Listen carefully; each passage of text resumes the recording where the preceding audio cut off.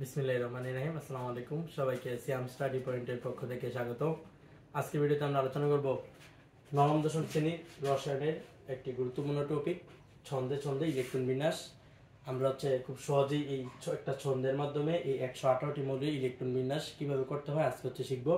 তো আমরা প্রথমে এই ছন্দটা লিখে নিয়েছি। এখানে ছন্দটা দেওয়া আছে, দেখো যে শুনো শুনো প্রিয়া শুনো প্রিয়া শুনো, ডিপিএস করো ডিপিএস করো, এফডিপিএস করো এফডিপিএস করো। এই ছন্দটা দিয়ে তোমরা নিমিষে 118টা মৌলের ইলেকট্রন বিন্যাস করে ফেলতে পারবে। তো চলো কিভাবে তোমরা করবে আমরা শিখে নিই। তো প্রথমে এই ছন্দটির সাথে তোমাকে আরো দুইটি জিনিস জানতে হবে। এই একটা যে এই যে এস এ সর্বোচ্চ ইলেকট্রন ধারণ ক্ষমতা, সর্বোচ্চ ইলেকট্রন ধারণ ক্ষমতা দুইটি, মানে এই এস সর্বোচ্চ দুইটি ইলেকট্রন নিতে পারবে, সে প্রয়োজনে একটি বা দুইটি নিতে পারবে, এর বেশি নিতে পারবে না।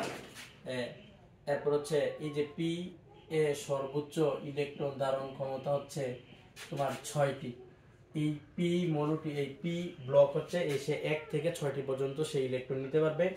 এরপর এই ডি অরবিটাল, এই ডি এ সর্বোচ্চ ইলেকট্রন ধারণ ক্ষমতা 10টি। এই ডি 10টি ইলেকট্রন নিতে পারবে। আর এই এফ সর্বোচ্চ ইলেকট্রন ধারণ ক্ষমতা এই 14টি। এই এফ 14টি সর্বোচ্চ ইলেকট্রন ধারণ ক্ষমতা, মানে সে সর্বোচ্চ 14টা নিতে পারবে। এইটা আর এইটার সাথে আমাদের আরেকটা জিনিস জানতে হবে। এইটা এই যে এস এর সিরিয়াল শুরু হয়, এস শুরু হয় 1 থেকে, পি শুরু হয় 2 থেকে, ডি শুরু হয় 3 থেকে, এবং এই এফ শুরু হয় 4 থেকে। শুধু এই দুইটা নিয়ম জানলেই তোমরা, আর এর সাথে এই ছন্দটার সাথে তোমরা এই ছন্দটা আর এই দুইটা নিয়ম জানলেই তোমরা 118টা মৌলের ইলেকট্রন বিন্যাস করতে পারবে। তো চলো আমরা এখন প্র্যাকটিস করি। তাহলে এখানে তোমাদের আরেকটা জিনিস জানতে হবে যে যেখানে যেখানে এই শূন্য আছে, এই শূন্য মানে মনে রাখতে হবে এস। তাহলে এখানে শূন্য আছে, তাহলে এটা এস। যেখানে প্রিয়া আছে এটা পি। তাহলে যেখানে শূন্য আছে এটা এস, যেখানে প্রিয়া আছে এটা পি। তাহলে যেখানে শূন্য আছে এখানে এস। তাহলে প্রথম যদি আমরা এখানে একটা মৌল নেই, যেমন মনে করো লিখলাম ক্লোরিন। ক্লোরিন 17 নম্বর মৌল। এটা ইলেকট্রন বিন্যাস যদি করি, ক্লোরিন 17 নম্বর মৌল, তাহলে এটা ইলেকট্রন সংখ্যা 17টি। তাহলে প্রথম আমরা এখানে লিখবো যে ছন্দ অনুযায়ী যে শুনো শুনো, শুনো মানে এস এস, এরপর প্রিয়া শুনো মানে পিএস, এরপর প্রিয়া শুনো মানে পিএস। তাহলে আমরা প্রথম লিখবো যে শুনো শুনো প্রিয়া শুনো প্রিয়া। এখন দেখো তাহলে এই যে প্রথম একটা এস আছে, তাহলে আমরা এই প্রথম এখানে লিখছি যে এই এস শুরু হয় 1 থেকে, এস শুরু হয় 1 থেকে। তাহলে এস যেহেতু শুরু হয় 1 থেকে, তাহলে এটা 1s। তাহলে এটা যদি 1 নাম্বার এস হয়, তাহলে এটা 2 নাম্বার এস। এবং আমরা এখানে লিখছি, দেখো যে পি শুরু হয় 2 থেকে, তাহলে যেহেতু এখানে পি আছে, তাহলে পি এর সিরিয়াল শুরু হয় 2 থেকে, তাহলে এটা 2p। যেহেতু এটা 2 নাম্বার এস, তাহলে এটা 3s। যেহেতু এটা 2 নাম্বার পি, তাহলে সিরিয়ালে এটা 3p। এখন আমরা এই 17টা ইলেকট্রন পর্যন্ত দিতে হবে। তাহলে প্রথম নিম্ন শক্তি স্তরগুলো পূরণ করে যেতে হবে। তাহলে যেহেতু এই এস এস সর্বোচ্চ ইলেকট্রন ধারণ ক্ষমতা 2টি, তাহলে আমরা নিম্ন শক্তি স্তরগুলো পূর্ণ করে যাব। তাহলে এস 2টি নিতে পারে, আমরা 2টি দিয়ে দিব। এই 2s, এখানে এস আছে 2টা নিতে পারবে, 2টা দিয়ে দিব। এখানে পি আছে, পি সর্বোচ্চ 6টা নিতে পারে, তাহলে 6টা দিয়ে দিব। তাহলে এস 2টা নিতে পারে, তাহলে আমরা 2টা দিয়ে দিব। এখন যেহেতু আমরা 17 পর্যন্ত যাইতে হবে, তাহলে আমরা যদি এখন যোগ করি, তাহলে দেখি কত হয়। যে 2 2 4, 4 6 10, 10 2 12। এখন 17তে আমাদের লাগে আর 5টি। যেহেতু আমরা জানি যে পি অরবিটাল সর্বোচ্চ 6টি নিতে পারে, আমাদের প্রয়োজন 5টি। তাহলে আমরা এখানে লিখবো 5। তাহলে এই ক্লোরিনে ইলেকট্রন বিন্যাস এই সহজে আমরা করে ফেলতে পারছি। এখন আমরা আরো যদি প্র্যাকটিস করি, যেমন মনে করো জিঙ্ক, এই 30 নাম্বার মৌল। তাহলে আমরা আবার এই ছন্দটা মনে রাখবো যে শুনো শুনো প্রিয়া শুনো প্রিয়া শুনো ডি। এখন দেখো তাহলে আমরা এখানে শূন্য আছে, তাহলে আমরা জানি যে এস এর সিরিয়াল মানে এস শুরু হয় 1 থেকে, তাহলে এটা 1s। এটা 1s হলে এটা কয় নাম্বার এস? এটা 2s। এবং পি শুরু হয় কত থেকে? এই পি শুরু হয় 2 থেকে, তাহলে এটা 2p। তাহলে এটা 2 নাম্বার এস হলে এটা 3 নাম্বার এস, এটা 2 নাম্বার পি হলে এটা 3 নাম্বার পি, এটা 3 নাম্বার এস হলে এটা 4 নাম্বার এস। এবার এখানে ডি আছে, তাহলে আমরা জানি যে দেখো যে ডি শুরু হয় 3 থেকে, তাহলে এখন আমরা লিখবো হচ্ছে 3D। এখন আমরা কি করব, এই যে জিঙ্ক 30 নাম্বার মৌল, তাহলে হচ্ছে আমরা কি করতে হবে যে 30টা পর্যন্ত ইলেকট্রন দিতে হবে। তাহলে আমরা জানি এস সর্বোচ্চ 2টা নিতে পারে, তাহলে হচ্ছে 2 দিয়ে দিলাম। এই এস 2টা নিতে পারে, 2টা দিয়ে দিলাম। পি সর্বোচ্চ 6টা নিতে পারে, 6 দিলাম।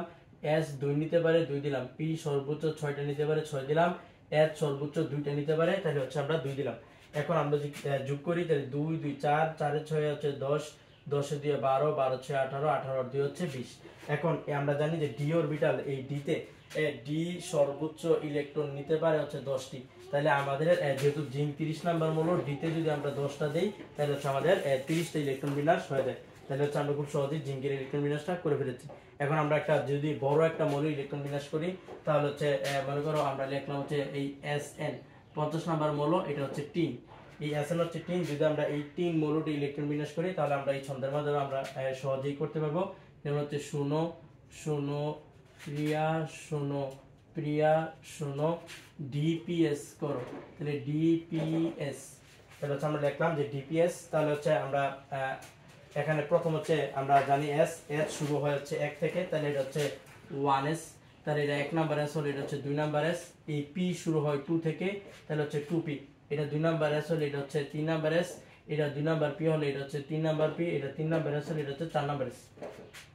এবং এই ডি শুরু হয় 3 থেকে, তাহলে এখন হচ্ছে এই 3D। আর এখানে পি, এটা 3p হলে এটা হচ্ছে 4p, এটা 4s হলে এটা হচ্ছে 5s।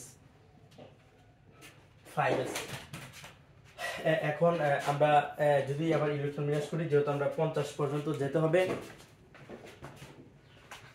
তাহলে আমরা হচ্ছে 50 পর্যন্ত এখন যাব।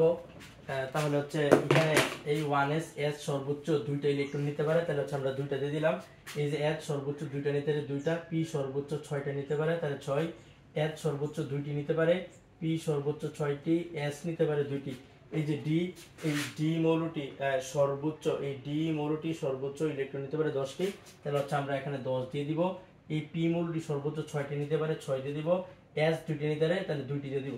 তাহলে আমরা যদি এখন যোগ করি, 2 2 4, 10 12 18 20 30 36 38, তাহলে 50 তে আমাদের আরো বাকি আছে। তাহলে হচ্ছে আমরা আরো লিখবো যে শোনো শোনো প্রিয়া, শোনো প্রিয়া, শোনো ডিপিএস করো, ডিপিএস করো। এটা হচ্ছে আরেকটা ডি, আরেকটা হচ্ছে পি। এখন দেখো, তাহলে এটা যদি 3D হয়, তাহলে এরপরটা হবে হচ্ছে 4D। তাহলে এটা হচ্ছে 4D, তাহলে হচ্ছে এই ডি সর্বোচ্চ 10টা নিতে পারে, তাহলে হচ্ছে আমরা 10টা দিয়ে দিলাম। তাহলে এখানে হচ্ছে আমাদের হয়েছিল কতটা, 36 38, 38 আর 10 হচ্ছে 48, তাহলে এখানে পি, তাহলে এখানে 4p ছিল, তাহলে এটা হচ্ছে 5p। এবং পিতে যদি আমরা 2টা ইলেকট্রন দেই, তাহলে হচ্ছে এখানে আমাদের এই 50টা হয়ে যাবে। তাহলে হচ্ছে 2 2 4 6 10 12 18 20 30 36 38 48 50।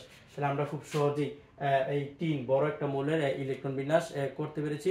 এইভাবে হচ্ছে তোমরা এই প্রত্যেকটা 118টা মৌলের ইলেকট্রন বিন্যাস করতে পারো। আমরা যদি আরেকটা প্র্যাকটিস করে দিই, মনে করো হচ্ছে এই 80 নাম্বার মৌল Hg, এটা হচ্ছে 80 নাম্বার মৌল। এটা ইলেকট্রন বিন্যাস যদি আমরা করি, তাহলে হচ্ছে এই শোনো শোনো প্রিয়া, শোনো প্রিয়া, শোনো ডিপিএস করো, ডিপিএস করো, ডিপিএস করো, এফডিপিএস, এফডিপিএস, তাহলে এফডিপিএস করো। আচ্ছা, এতটুকুর মধ্যে মনে হয় 80টা হয়ে যাবে। তাহলে হচ্ছে আমরা জানি এস এর সিরিয়াল হচ্ছে 1 থেকে শুরু হয়, তাহলে এটা 1s, তাহলে এটা হচ্ছে 2s। আর 2 শুরু হয় 2 থেকে, তাহলে হচ্ছে পি শুরু হয় 2 থেকে, তাহলে লিখলাম 2p। এটা 2 নাম্বার এস হলো, এটা হচ্ছে 3 নাম্বার এস।